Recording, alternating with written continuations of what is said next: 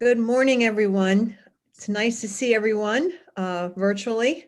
This is our April IAC meeting, and I'm going to ask Cassandra to call the roll, please. Yes, Madam Chair. Ms. Avara? Present. We have Clarence Felder designating for Secretary Churchill. Present. Ms. Eberhardt? Here. Mr. Gibbons? Here. Mr. Casemeyer is absent. Ms. Lala is absent. Mr. Lombardo is absent. Secretary McCord? Here. And Dr. Salmon. Present. You have a quorum, Madam Chair. Thank you, Cassandra, and good morning to everyone again. Bob, do you have some preliminary comments that you would like to make? Thank you, Madam Chair. First, that there is no public comment. Dr. Salmon. We did receive a letter from Carroll County yesterday. And good morning to everyone again. And it came late, so we don't have it in the agenda. We'll have it in the next meeting, May 27th. I'd also like to, Madam Chair, there's feedback that's occurring from somebody. Yes, I'm hearing it as well. We did receive a letter. Jay, can you figure out what's going on, or? It looks like it's coming from IAC PCP. I believe we just got it resolved. All right, thank you. So I'm going to start again to say that I received a letter yesterday from Carroll County, Madam Chair. It came in late, so we don't have it in the agenda, of course. So we'll have it in next month, May 27th meeting. Also wanted to make a comment that you'll see a new section under the consent agenda called informational reports, so that we don't take a lot of time in the meetings for information. We did put it there for you, and please feel free to contact any of us at any time to get additional information on that, on any of those items. I also wanted to comment that I appreciate you all supporting us digitally, not only for meetings like this, but also for your agenda. This month, we saved 10,000 pages of printing compared to a year ago. A little over a year ago when we used to print everything. So 400 pages. We have a lot of information that comes through this agency, and 26 copies of each gets us to that 10,000 mark. So those are my comments. Thank you, Madam Chair. Thank you very much, Mr. Goral. That's an incredible amount of savings for our trees too. We have a consent agenda before you this morning, and I will accept a motion to approve the consent agenda. So moved. So moved, and who was that? That was Brian. I'm sorry, Brian, I didn't see you. All right, and seconded by Ms. Eberhardt. Any questions? All in favor, please say or show aye. Aye. Aye. Mr. Schoen? The motion passed. Thank you very much.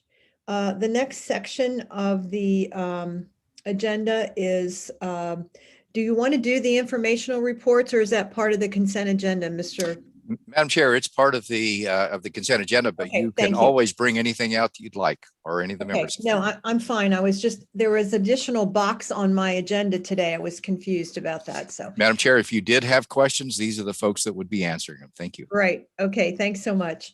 So now we're going to move to the second section of our agenda, which is facility status changes. And I'm going to invite Michael Byer, who is the Manager of Infrastructure and Development, to present. Good morning, Michael.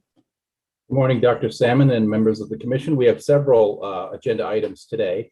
So to keep it all a little bit shorter, the first item is the approval of 8 property transfers for Baltimore City. So we combined all of these into one item to facilitate the discussion here. So if there are any particular questions about any of these, I would also note that Jamie Bridges has been reviewing these, and anything related to the state bond that Kim Spivey can speak to. But for this particular item, we received a letter in March from Baltimore City Public Schools requesting approval of the transfer of 8 properties that are in the table below on the agenda. That would then transfer these to the Baltimore City, from the School of Commissioners to the Mayor and City Council of Baltimore.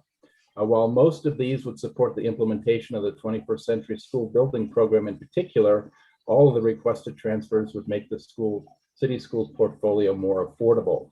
The surplus of the 8 buildings with a median age of 44 years would reduce the total size of the city schools portfolio by about 452,000 gross square feet and reduce the annual cost to operate and maintain the portfolio by an estimated $7.2 million. Upon the approval of the IAC, city schools will transfer ownership of the 8 buildings to the mayor and city council. The mayor and city council would be required to reimburse the state for the total outstanding state debt service on the buildings, which is indicated on the table for, I believe, 4 of the 8 properties, and then seek IAC approval before any subsequent transfers. The staff is recommending approval of these 8 property transfers in Baltimore City. Are there questions for Michael? Secretary McCord? Yes, thank you, Madam Chair. Michael, can you remind us how the money gets paid back? It's $1 million worth of bond money that has to be repaid. So there is a particular repayment schedule that the IC office generates for each one. And I think Kim is the one who leads that review. And so if you have a particular question about that, perhaps Kim could answer it. My question only is it's $1 million worth of outstanding bond debt that has to be repaid. I don't know if that's repaid out of money that otherwise would go to the city, or it's, I don't recall how that's repaid. So it is repaid by the city to the state, and it doesn't have any effect on future appropriations in that way. Okay. I mean, it doesn't. It's a check that needs to come directly from the city to the state, but they can repay that over a 10-year period with either annual or semi-annual payments. So it is that option, or they can make a one-time payment of the outstanding amount, and by doing so, it saves the interest that continues to accumulate for the payment also. Thanks, Kim. That's all I needed. Thank you. Okay, all right. Other questions for Michael? Seeing none, Michael, could you read the motion, please? Okay, it's quite lengthy. The motion here is to approve the transfer of the dedicated use of 8 Baltimore City Public Schools buildings as listed from the Baltimore City Board of School Commissioners to the Mayor and City Council of Baltimore in accordance with the annual review of schools 2020 to 2021 recommendations approved by the Baltimore City Board of School Commissioners on January 12, 2021, and in accordance with the Memorandum of Understanding for the Construction and Revitalization of the Baltimore City Public Schools dated December 2016, with the agreement that the Mayor and City Council of Baltimore shall reimburse the state the total outstanding bond debt service in the amount of $1,037,232.45 by the scheduled dates provided by the State Treasurer's Office. The Mayor and City Council of Baltimore shall obtain approval of the Interagency Commission on School Construction before transferring any right, title, or interest to any portion of the properties. Do we have a motion to approve? So moved. So moved by Ms. Denise Alvara. And a second? Second. Second, Gloria Lawler. All right, second by Gloria Lawler. Thank you. Good morning, Senator. All Good in morning. favor, please say aye. Aye. Aye. Opposed? Any abstentions? Mr. Schoen? The motion carried. Thank you very much, and thank you very much, Michael. Now, we're going to look at section 3 of our agenda, which is the fiscal year 23 cost per square foot for school construction. And like to invite Wanda, who is our manager of fiscal services, to present this item. Good morning, Wanda. Good morning, Madam Chair. Good morning, board members. In accordance with COMAR regulations, the IAC staff on an annual basis analyze multiple industry sources and compare construction school costs to develop a statewide per square foot building cost figure that will apply to the capital improvement program. In calculating FY 2023 cost per square foot The IAC staff reviewed new and replacement construction with a bid date within the last 6 to 12 months. This would include 1 high school, 1 middle school, and 4 elementary schools with an average cost of $348 per square foot. The IAC staff recommends to increase the cost per square foot figure to be used in the FY 2023 capital improvement program to $353 per square foot for building only. This is a 3.5% increase over FY 2022 cost per square foot figure of $341. Are there any questions? Questions for Wanda? All right, Wanda, would you read the motion, please? Yes. The motion is to adopt the FY 2023 statewide per square foot school building cost of $353 per square foot for building only. Any questions? All right. Do we have a motion to approve? So moved. So moved, Mr. Gibbons. Do we have a second? Second, Denise Avera. Second from Ms. Avera. All in favor, please show or say aye. Aye. Any opposed? Any abstentions? Mr. The Schoen? motion carried. Thank you very much. Mr. Gurl, You're on mute. we need to go back to section 2. Would you Thank get you, us back Madam on Chair. track? Thank you. Yeah, and I apologize for not raising that flag much quicker. So do we need Michael to go back to that? Yes, All Michael right, Montgomery. thank you, Michael. Yes. Yes, sorry about that. We do have several items of property nature this week and this month. The second of which is actually a site approval for Crown High School in Montgomery County. The Montgomery County Board of Education is requesting site approval from the IAC for the Crown High School site located at 9400 Fields Road in Gaithersburg. The property is owned by the city of Gaithersburg and will be dedicated at no cost to the Montgomery County Board of Education for the use of a public high school for an annexation agreement between a developer and the city of Gaithersburg that was dated in 2010. When the state approval process is complete, a deed from the city will be recorded at the land records of Montgomery County. This particular project has been identified in the fiscal year 2021 capital budget and the fiscal year 21 to 26 capital improvements program for completion by August of 2026. The site was one of 3 evaluated. The estimated cost of construction is $136.2 million. The school has a proposed capacity of 2,700 students in grades 9 to 12 and will serve the mid-county region of Montgomery County. The Montgomery County Board of Ed actually approved this site in 2006, and we completed the clearinghouse review in March of this year. Any questions for Michael on that property? Hearing none, Michael, would you read the motion, please? Sure. The motion is to approve the use of by the Montgomery County Board of Education of 30.68 acres at 9400 Fields Road in Gaithersburg, Maryland, on the tract known as Lot 1, Block GG, Crown Farm, for the construction of Crown High School with a scheduled opening in August 2026, adhering to the actions identified in the State Clearinghouse Review State Identifier MD 2021-0128-0051. All right, do we have a motion to approve? So moved. So moved, Mr. Gibbons, second by Ms. Everhart. All in favor, please say or show aye. Aye. Aye. Aye.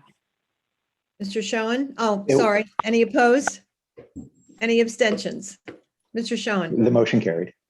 Great. Okay, Michael, let's go to number C. Okay.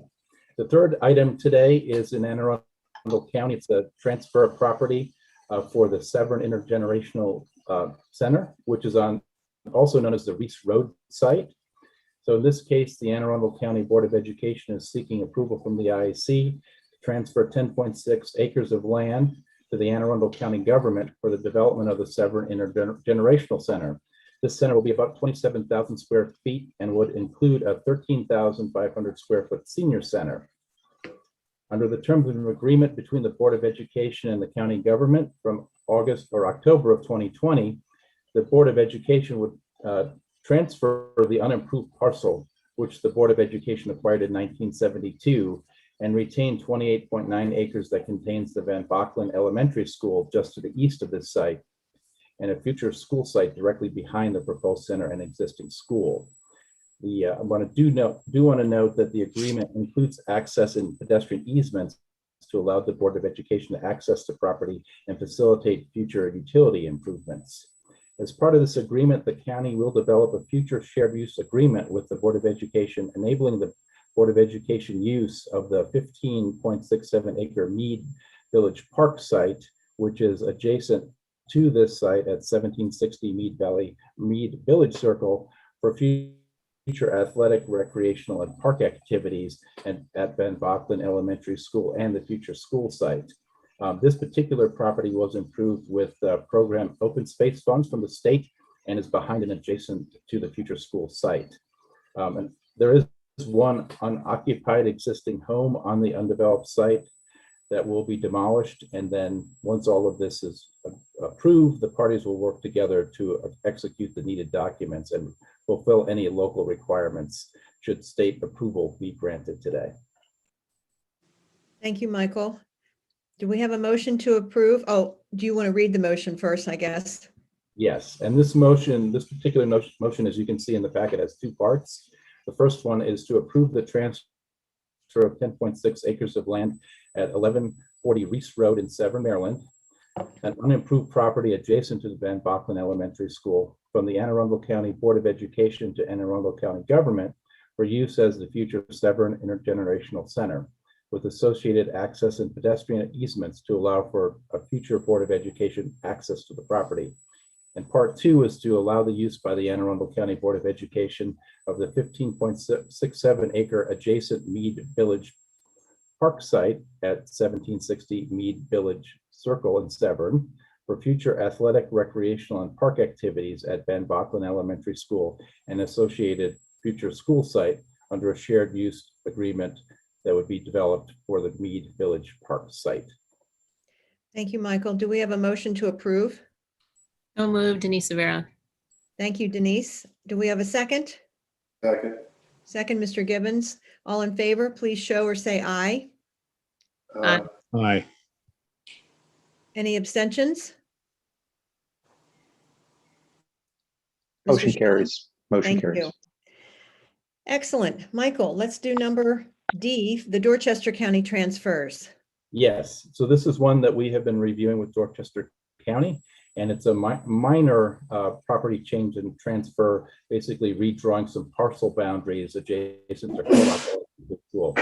In this case, the Board of Education of Dorchester County is seeking approval from the IAC to make a minor modification of parcel boundaries in coordination with the Dorchester County government so that all the recreational uses behind Hurlock Elementary School on Charles Street in Hurlock are on county-owned property.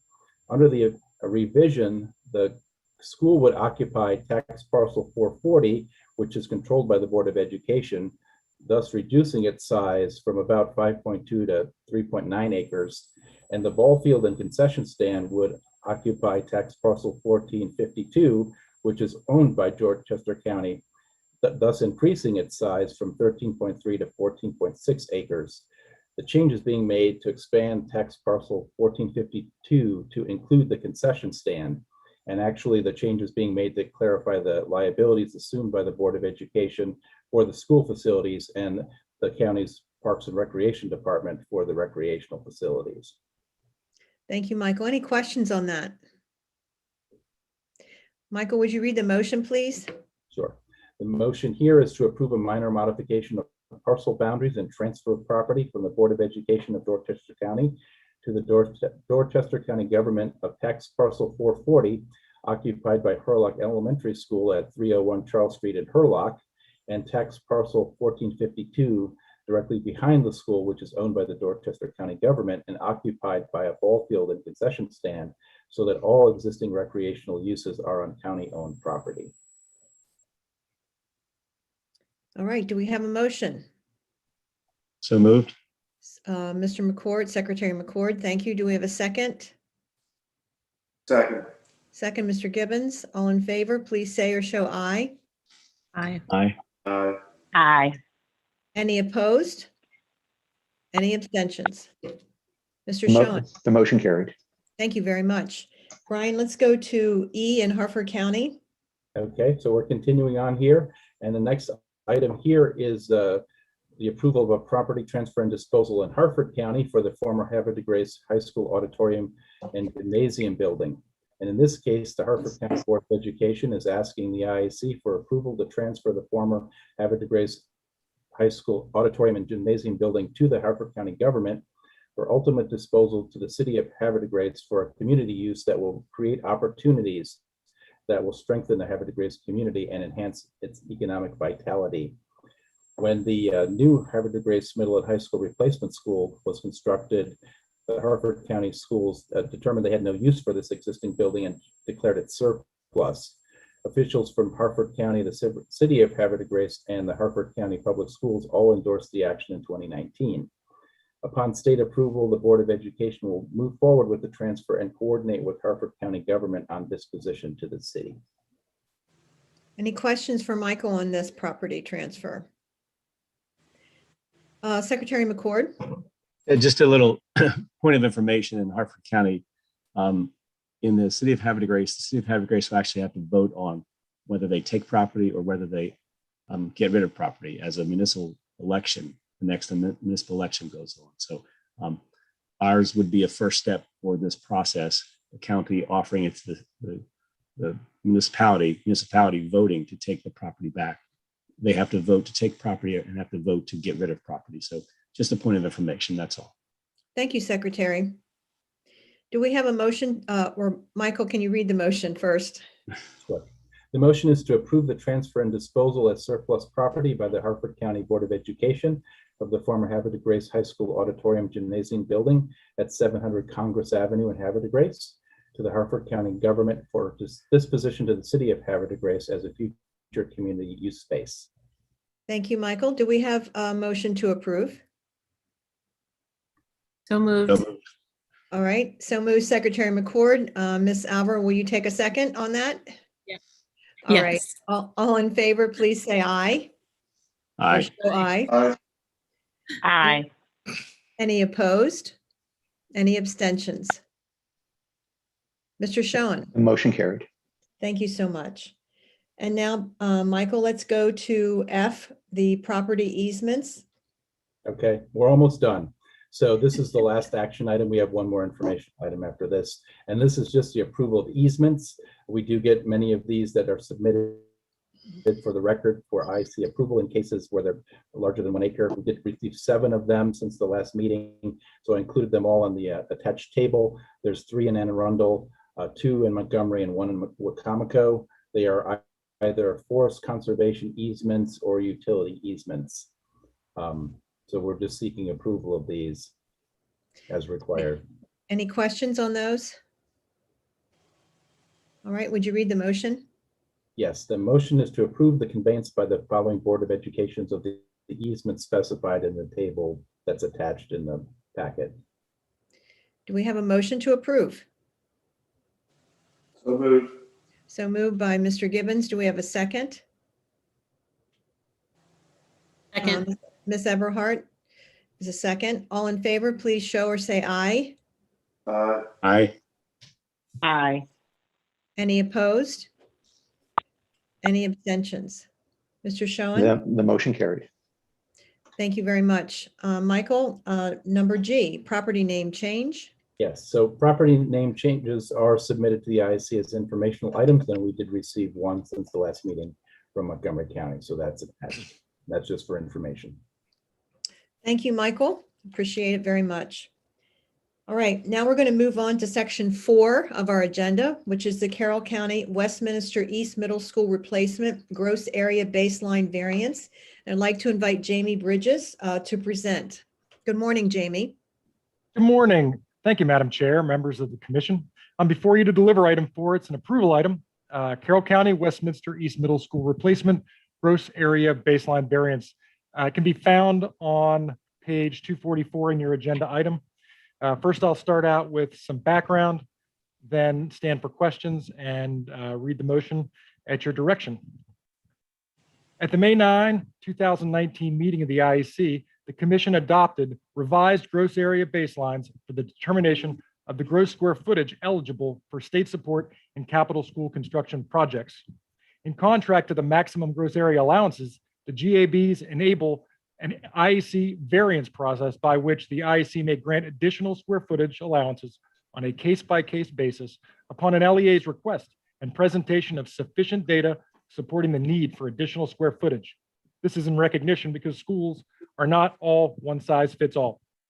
In a letter dated February 24, 2021, Carroll County Public Schools requested that the IAC support an additional 12,500 gross square feet above the GAB for the Westminster East Middle School Replacement Project to support 2 countywide special education programs co-located in this replacement school.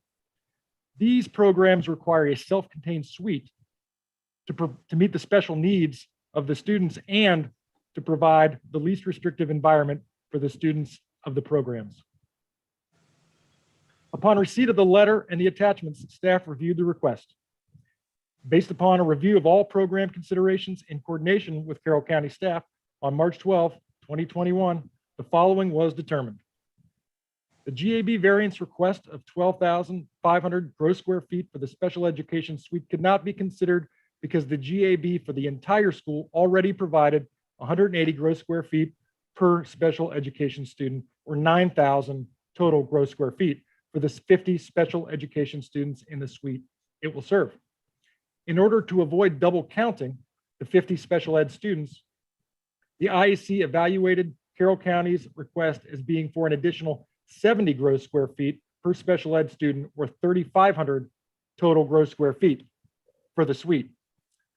A thorough review with the staff of detailed floor plans, inclusive of furniture layouts and space utilization data, revealed that an additional 54.8 gross square feet per special ed student, or 2,740 gross square feet beyond the 9,000 square feet, could reasonably meet the need for an additional space to deliver the IEP required programs and services for the 50 students in the suite.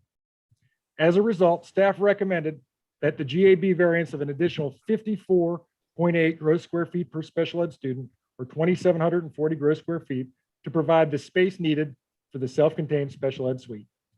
The resulting GAB eligible for state participation would be an estimate 102,018 gross square feet from the current estimated 99,278 square feet, inclusive of cooperative use space. I'll stand for questions. I know that was a mouthful. Questions for Jamie on that variance? Yeah, how often do we grant, I'm sorry, Madam Chair. No, that's fine. How often do we grant these type of variances? Okay, go ahead, Bob. Yeah, Madam Chair, this is the second time.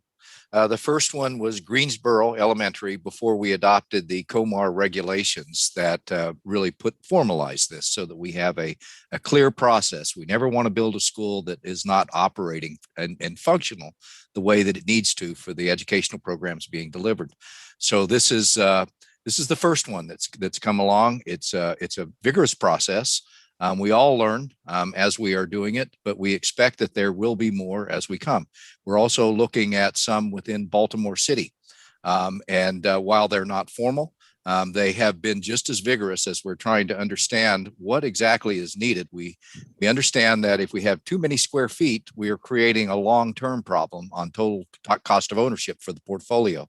So it's only at each project, one at a time, that we can improve the overall affordability of each LEA's portfolio.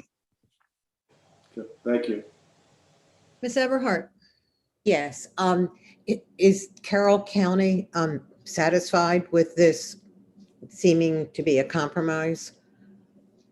Yes, I did speak with Carroll County prior to this meeting, and they do accept this gross area baseline variance. Madam Chair, if I could add one more point on that, interestingly Yes. on Greensboro, and I think there's been a lot of visitors to it, including the governor. That was one before we had the new gross area baselines. And the old baseline that the IAC used to use would not have accommodated that school, but our new ones that are inclusive of a portion of for programs like special ed. So that we looked at that as we were building it with a lot of work. Alex Donahue led that effort for over 2 years, meant that when you've adopted them, the new gross area baselines, Greensboro Elementary actually fits within it. And if you ever get a chance to visit that school, it works. And they're not the only ones, I've got to say. We have a lot of counties within the state. Frederick's one that I admire. They built a high school, they built other schools, and they just by their own processes design schools that fit within the gross area baseline. So this is not a big. Don't want to paint a picture that we're trying to squeeze everything down, because the gross area baselines are designed to fully accommodate the traditional way that we deliver education. But as its name infers, it's a baseline. It's a good place to start to kind of reconsider what we are building and make sure we're all making the best decisions that we can. Right, absolutely. And Bob, I was privileged to be with the governor that day when we visited Greensboro, and it is an amazing, amazing school building. And you all know I started my career in Caroline County, and it is one of the first brand new schools they have had in the last so many years. We won't say how many that it was since I was there, but anyway. Do we have any more questions before we ask for approval or a motion? All right, can we have a motion to approve? I can read. The motion I guess is, you should read that. right. I can read the motion to approve a gross area baseline variance that will support an additional 2,740 gross square feet for the Westminster East Middle School replacement project, increasing the gross area eligible for state support from 99,278 to 102,018 gross square feet, inclusive of cooperative use space, for a justifiable planning enrollment of 671 students, consistent with the provisions of COMAR 14.39.02.6E. Thank you, Jamie. Do we have a motion to approve? So moved. So moved by Mr. Gibbons. Do we have a second? Second. Second by Mr. Casemeyer, Senator Casemeyer. Good morning. It's good to see you, sir. All in favor, please show or say aye. Aye. Aye. Aye. Any opposed? Any abstentions? Mr. Schoen? The motion carried. Thank you very much. Madam Chair, Thank you. before you move to the next item, if I could please, Carroll Certainly. County have just been phenomenal. They're very knowledgeable, their staff. They brought their teachers, their principals, everybody to the table along with their design professionals as we reviewed and went through all of this work. And Jamie just did a really great job in keeping everybody moving. And it was really a fun process. Like I say, we all learn. Thank you. That's great. Thank you, Bob. All right, Jamie, you have the next two items. So we're going to move on to the Baltimore City Public Schools cancellation of two FY 2020 capital improvement program projects. And that's found on page 249 of your agenda. So Jamie, continue. Thank you once again. Item 5, Baltimore City Public Schools cancellation of two FY 2020 capital improvement program projects at Utah Marshburn Elementary. That's school number 11. In a letter dated April 9, 2021, Baltimore City Public Schools requested the cancellation of the VPU installation project and the window and door placement project at Utah Marshburn Elementary School. According to the LEA, the design process revealed a need for additional extensive structural repairs that must be completed in order to support the VPU installation project and the window and door replacement project. The scope and cost estimate for the improvements at Utah Marshburn Elementary will be revised to incorporate the needed structural repairs, and the project will be submitted as a future CIP project. IEC staff recommends approval of the motion to cancel the two projects at Utah Marshburn and to transfer the funds allocated to the projects to the statewide reserved appropriation account for Baltimore City Schools. I stand for Questions for questions. Jamie on this? Clarence? Yes, Jamie, the only concern that I have for the Utah, that the secretary has concern for, is that the cancellation of the HVAC units for the Utah project, will that negatively impact the students' educational process while they're at the school? This cancellation will slow down the installation of air conditioning at Utah Marshburn, but will not stop the installation of air conditioning at Utah Marshburn. Jamie, I guess just to clarify, what they found in the design was that they could not put in the new units based on some of the other issues, would not be supportive of installation of the new issues. I mean, of the new machines. Is that correct? That's correct. They would, they need to, in fact, replace the skin of the structure in order to support the replacement of the windows and the installation of the VPUs. All right, thank you. Thank you. Secretary McCord? Jamie, the cost of replacing the skin is $10 million. And then it's another $2.4 million to put the units back in. Is there a timetable to fix the skin? Well, the LEA stated that they will provide a cost estimate and submit the project in the next CIP. That certainly, though, is a high cost. And so, you know, there's a number of different ways to get at that. So that is certainly on the top of their mind for moving forward on this project, is to make sure that they can do it and it is cost effective. And then the second question is, this reversion goes into the account for Baltimore City so that it's not coming back to a general fund account that's going to be used somewhere else except for Baltimore City, but they'll have to make the case for using it again, correctly? Is that, am I correct? That's right. It can be allocated to any B project in the current CIP or in upcoming CIPs. Okay, thank you. Other questions for Jamie? All right, Jamie, can you read the motion, please? Sure can. The motion is to approve the cancellation of 2 FY 2020 capital improvement program projects at Utah Marshburn Elementary School number 11 in accordance with the education article, and transfer the combined allocation of $2,466,360 to the statewide reserved appropriation account for Baltimore City Public Schools. All right, do we have a motion to approve? Mr. Gibbons? Gloria Lawler. Oh, I'm sorry. And Mr. Gibbons, will you take the second? Yes, thank you. All in favor, please say or show aye. Aye. Aye. Aye. Any opposed? Any abstentions? Mr. Schoen? The motion carried. Thank you very much. Jamie, would you move on to the 21st Century School Buildings Program Annual Report for Baltimore? I sure would. Thank you, Madam Chair. Again, item 6 is the MOU for 2020 approval, and that is found on page 252 in your agenda.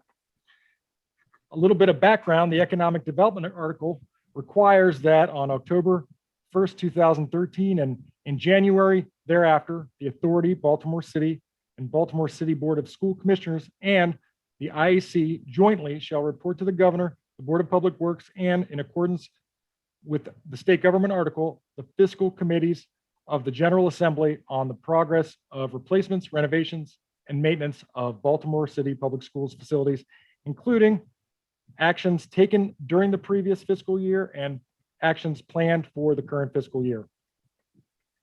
I'm going to take just a few moments to go over a few of the highlights of the report.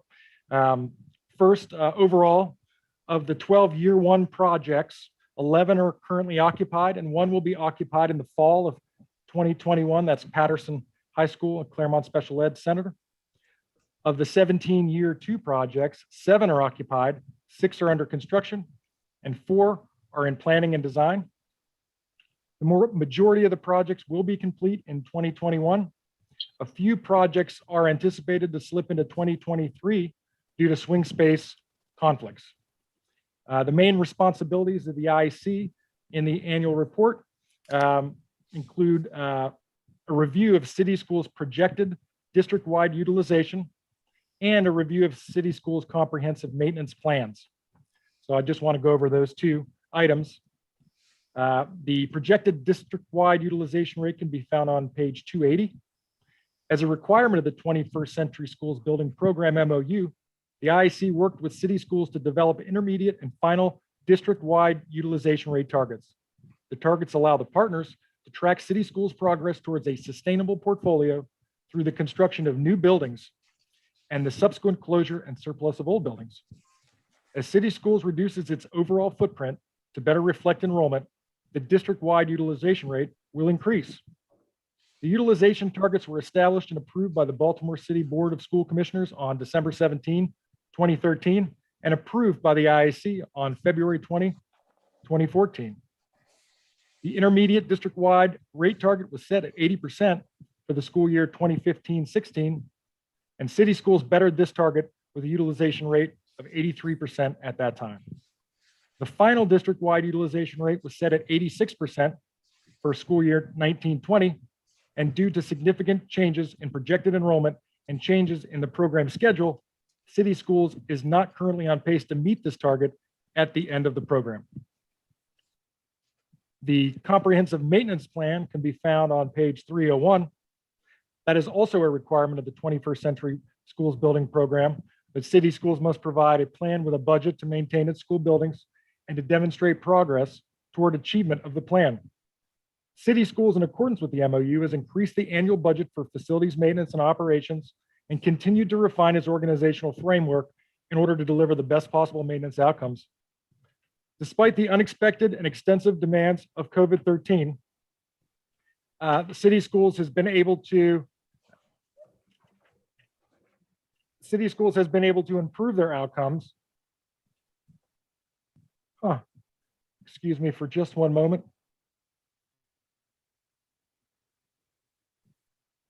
There seems to be a page missing in my notes, and I'm going to have to blame my son, who's learning at home and is pulling things off the printer. But the truth is, it's all on me. All right. So as of summer 2020, equipment on all 21st Century Schools building facilities had been inventoried, and the CMMS had been set up to auto-generate PM work orders, which is a critical need for maintenance effectiveness. Further implementation should include the auto-generation of preventive maintenance work orders for the critical building systems of all city schools facilities, and the use of the CMMS to provide and to manage all work orders, routine and planned, preventive and emergent and reactive, for all school buildings. In 2020, state maintenance effectiveness assessments of both new city schools facilities and older facilities indicated that work orders entered into the CMMS do not represent the full extent of the work required to effectively sustain the conditions of the portfolio of city schools facilities. Whether the additional work orders are entered or remain open until completed, or are entered and then deferred, the extent of the work needed cannot be fully met until the need is fully determined. Given that the FM&O budget is more than $100 million less than the budget needed for effective maintenance of a portfolio of more than 16 million square feet across 150 plus facilities, that more work is needed should come as no surprise, and that more work is needed should not discount the improvements in maintenance effectiveness that city schools has achieved since the inception of the program in general and in recent years in particular. I'll stand for questions at this time. So, Jamie, that's a good synthesis of that report. Just the very last couple of paragraphs of your notes, and I think it is kind of a catch-22. There have been so many improvements, yet there's still so many challenges. And I know you've worked incredibly hard to move the system along, and I know that your work has definitely made an impact. Are there questions for Jamie on this report?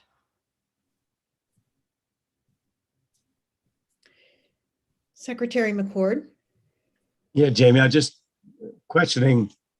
I know that we're trying to make a concerted effort to keep an eye on the enrollments. And the report mentions in a couple places that there's a downward enrollment trend, and the official enrollments are a 2% decrease. And then there's the Baltimore births that are down by 11% in the 2015 segment. I'm sure that you will keep an eye on that as we go through this process. The Stadium Authority is doing fantastic work, and the cooperation between IAC and the city and the Stadium Authority, they're doing tremendous work. I want to say that more than once, but I also want to say we have to keep an eye on right sizing these buildings as we go forward. We are still trying to get a handle on the decreased enrollments and looking at trends across the country. And we're looking at the Department of Planning, looking at where the people have decided not to have another child or not to start a family based on the pandemic. That's going to cause a blip in the curve, a downward blip in the curve. No one knows when that's going to come back up, but we need to make sure that we have a long-term average that we're looking at, and we have right size for these buildings. And I'm just trying to, I'm applauding people looking at those numbers, and I'm warning that those numbers are hard to interpret at this point, kind of while we're still in it. Even though we're trying to see the daylight to the end of this, we have not experienced any sort of a population boom because everybody was hunkered down together, which was the early predictions that everybody wasn't like a snowstorm and then you're going to have blizzard babies. It's exactly the opposite.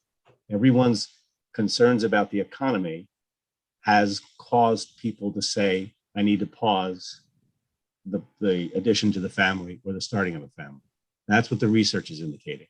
The research is indicating because people start families later, there are some people foregoing the starting of a family because we've been in lockdown for more than a year. So I'm trying to get a handle on it at the Department of Planning to see what that dip is actually going to cause. I'm happy to see that the report acknowledges that COVID-19 has an impact. I don't know the full impact, but as I said before, we have to think about this for the long term. We don't build anything that just lasts a year. Thank God. We build something that lasts a long time. What the Stadium Authority has done has been fantastic work. And I just want to make sure we're keeping an eye on that number. And we'll do what we can at planning to try to help gauge that number. But I'm just, wanted to make the comment that the Stadium Authority's work and the perspective of the long-term perspective is the right perspective. So I thank you for your help and the effort, and your presentation of the report was just fine. Thank you. Great. I do want to mention that while buildings do last a lot longer than a year or two, the city does conduct their annual portfolio review process annually. And so some of those property transfer items that you all approved this morning were actually not in the original Exhibit 6, but rather in response to the need to close or to eliminate some additional square footage. Nonetheless, the projections are challenging. How far will they go down? The city is has a pretty talented staff on projections, but in the out years, it becomes pretty difficult to really consider direction. We have tried pretty hard this year to work on a school-by-school basis to consider what that future year enrollment will be with all available data sources so we can get it right. It certainly does take time, but we are trying to get it right. Your efforts in that regard are commendable, and I appreciate it. Thank you. I think Ms. Eberhard had a question. Not a question as much as a comment. In looking at the total report, I was so very impressed with the collaboration of the IAC, Stadium Authority, and city schools. I know how difficult it is just to close one school with the impact on the community, and seeing the summary of how many schools have been closed and the success of how many new schools have been built over this time period. It is awesome. And really, I mean, facilities are the beginning of really changing what happens on the inside. So it's the collaboration of both the academics and the facilities. and just believe it's going to happen. And then also seeing the number of actually people living in the city participating in the work of this was also very impressive. So just, I wanted to give a big shout out to everyone over the years that made this possible. And also knowing that it's going to be a lot more work in the next few years. But thank you to everyone. Thank you. Well said, Ms. Everhart. All right, Jamie, would you read the motion, please? I sure would read the motion. The motion is to approve the annual report dated January 2021 by the parties in compliance with the memorandum of understanding for the construction and revitalization of Baltimore City Public Schools to the governor, the Board of Public Works, and the fiscal committees of the General Assembly on the progress of the replacements, renovations, and maintenance of Baltimore City Public Schools. All right, do we have a motion to approve? Ms. Everhart? Do we have a second? Ms. Alvarado? All in favor, please say aye or show aye. Aye. Aye. Aye. Any opposed? Any abstentions? Mr. Schoen, The motion carried. thank you very much. And Jamie, will you now continue with the, well, I think that was it for you. Yes, it was. I was going to make you panic to see what else you lost. No, on. the extra $15 million projects, I know everybody enjoys that because it's such a nice indicator of progress, is in the informational section early. This is a long agenda in general, and and the program is getting to the point where we're just inching up to the end. So we will be providing a report again, but for now, you'll just have to look in the earlier pages. Thank you very much. I appreciate that, Jamie. Thank you. And just on a side note, I'm trying everything I can do to get your son back in school.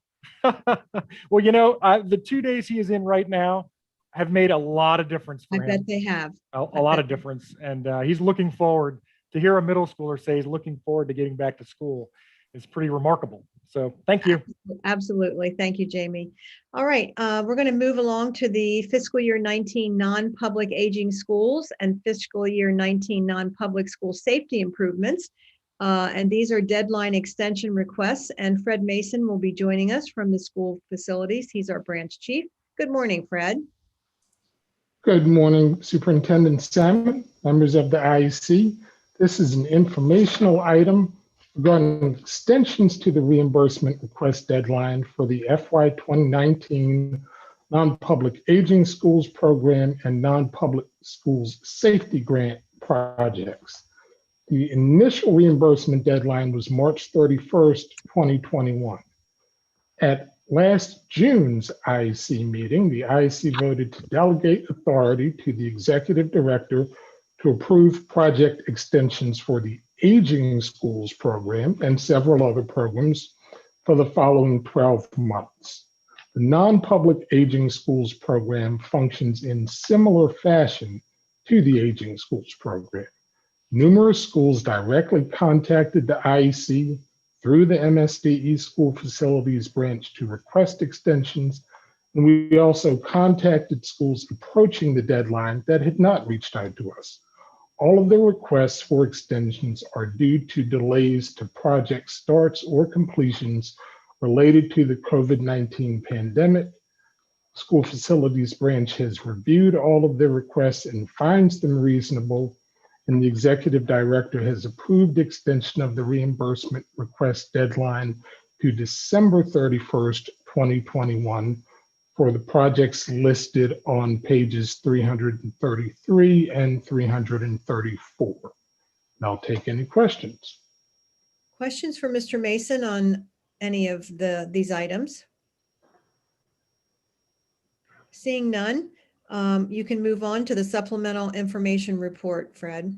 All right, thank you. The supplemental information report item is also informational and begins on page 335 of your agenda. The report covers 4 areas: air conditioning availability in classrooms, design and planning professionals on school system staffs and state staff, open space instructional areas, and relocatable classrooms. There's been steady progress towards providing air conditioning in classroom spaces.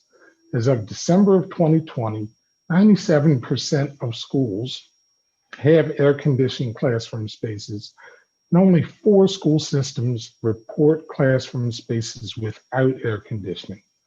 Of these, Baltimore City, Baltimore County, and Dorchester County intend to address the majority of these classrooms in the next 3 years through replacement, renovation, and systemic renovation projects. Garrett County has a generally cooler climate than the rest of the state and does not plan to make any specific efforts to extend air conditioning. Number of design professionals on school system staffs increased by 7 to a total of 55 due to additions in Baltimore, Montgomery, and St. Mary's counties.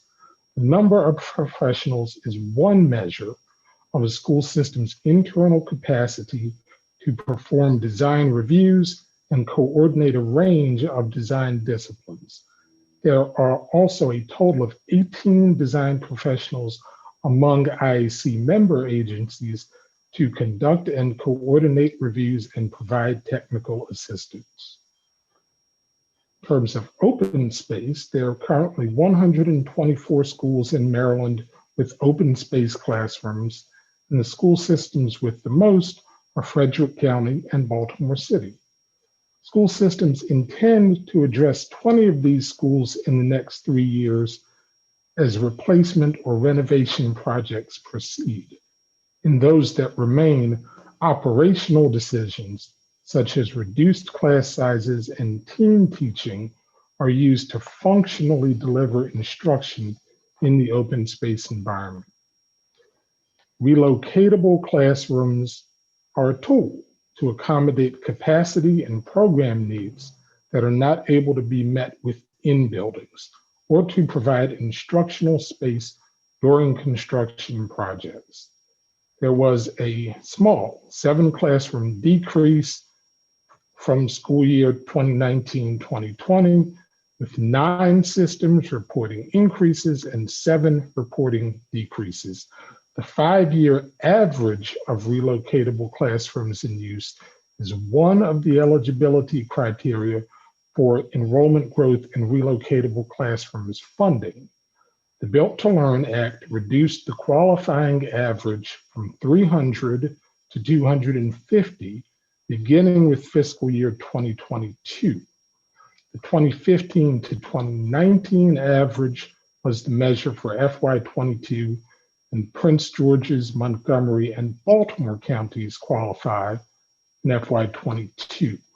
The 2016 to 2020 average will be used for the fiscal year 2023 qualification, and Charles County will also become eligible. The average age of relocatables continues to increase, with all but one of the state-owned relocatables over 30 years old and 30% of the locally owned relocatables over 20 years old. And I'll take any questions. Fred, that was an incredibly good summary of really extensive information that everybody wants to know about, especially, how many relocatables do we still have? How many open space classrooms? As I continue to visit schools across the state, I'm always amazed by how school systems are utilizing those 100 and some schools with that open space configuration, which was so popular in the early 70s as we were building schools. Any questions for Fred on that really excellent report? Seeing none, thank you very much, Fred. Appreciate that. And Thank you. now Secretary McCord, did you have a comment or a question? Oh, he just gave you a thumbs up, Mr. Mason. A big thumbs up. So, all right. Now we're going to move on to the legislative update, and I'm sure we're all anxious to hear the outcome of the 21 session. And Cassandra, is going to brief us on that. Thank you, Cassandra. Good morning. Good morning, Madam Chair and members of the Commission. You'll notice that the legislative tracker on page 347 of your agenda has gotten considerably shorter since the last time it was presented. It now includes only those bills that passed both chambers of the General Assembly. One important thing to note is that although they passed, none of these bills have been signed by the governor. So by June 1, all of the legislative activity will be final and we'll know exactly what we're working with. In the meantime, I just wanted to give some quick highlights. House Bill 294 and Senate Bill 93 both have to do with the threshold at which a licensed architect is required. This, of course, does impact some school construction projects, but does not have a material impact on the IAC's operations. House Bill 630 requires the IAC to work with the Department of Environment and the Maryland Energy Administration to develop a standardized reporting template for LEAs to use to report on the LEA's energy use and the portion of that energy use that's from renewable energy sources. House Bill 636 modifies the definition of an elevated level of lead to mean 5 parts per billion. There is language, however, in that bill that also notes that the change in definition is not meant to be construed to alter priority in awarding grants under the Healthy School Facility Fund. House Bill 1190 requires Howard County to set target enrollments and to trigger redistricting processes if student enrollments are not within 20% of those target utilizations. And finally, Senate Bill 551 is the piece of legislation that may be enacted that has the biggest impact on the IAC and the school construction program this year. It makes a number of changes to the Prince George's County P3 program, including requiring that MSA be a party to the program and pushing back funding for the program by about 2 years to align with when those projects will actually need funding. It modifies the Healthy School Facilities Fund program to clarify that plumbing projects are to include pipe insulation projects that prevent condensation and thereby prevent mold. And it also adds a new project category for the program of roofing projects. It removes the $15 million cap per LEA that was in law before. And as a reminder, Baltimore City is required to get half of the available funding for that program in fiscal years 21 through 24. This bill further clarified that Baltimore City can have a separate allocation process than the other LEAs for receiving their share of that funding. Something of particular importance to this group after our last meeting is that this bill would hold harmless LEAs that would see a decrease in their FY23 and FY24 state local cost shares. And it further requires the assessment and funding work group to make recommendations related to the state and local cost share formula before adopting the new state cost shares in FY25. Speaking of the assessment and funding work group, it modifies their responsibilities or expands their responsibilities a little bit. The assessment and funding work group is also required to look at how the IAC determines its gross area baselines, which, as you know, define the square footage a project school is eligible for. The work group must also look at how the revolving loan fund should be used. That revolving loan fund was included in the 21st Century School Facilities Act of 2018, but has not yet been funded or utilized. The work group is also tasked with looking at the future impact of school projects and school project decisions that we're making today, including considering both the cost per student and the total cost of ownership. And the work group is required to complete all of that very important work and submit its report by December 31st of this year. It is an emergency bill, so it did go into effect it will go into effect the date that it is signed. Madam Chair, if I could comment on that bill, it doesn't look anything like it did when it first came in. So we saw all of this and we're trying to react as quickly as we can. Thank you. Absolutely. It is going to be another major lift. But I have to say that your staff and are very proficient Yes. And I have no doubt that we will get a great handle on this and be able to move forward in the way that we need to. So thank you, Cassandra, yeah. for that report. Thank you, Madam Chair. In fact, we look at things like this as a great opportunity because there are questions, there are concerns, and it gives us the opportunity to get it all out into the light and just really go through it. Some of it's complex, and a work group has the time to be able to dig in. Thank you. Correct. Thank you very much. Do we have any other questions or comments before we adjourn the meeting? Again, I just want to compliment our executive director and his staff for their excellent work. I continue to be amazed by how we have streamlined the processes for the IAC and how we've grown into this incredibly efficient agency to deal with the important job of making sure we have great learning facilities across the state. And we have seen so many improvements. So thank you all very much. And I will entertain a motion to adjourn. Mr. Gibbons is moved to adjourn. Do we have a second? Second. We have many seconds, but we'll take Senator Casemeyer's second. All in favor, please say or show aye. Aye. Aye. Aye. Any opposition to this? Any abstentions? Mr. Schoen? Motion carried. Thank you all very much, and we'll see you next month, the end of May. Thank you, and everyone stay safe and healthy. Bye. Thank you. Bye-bye. Thank you.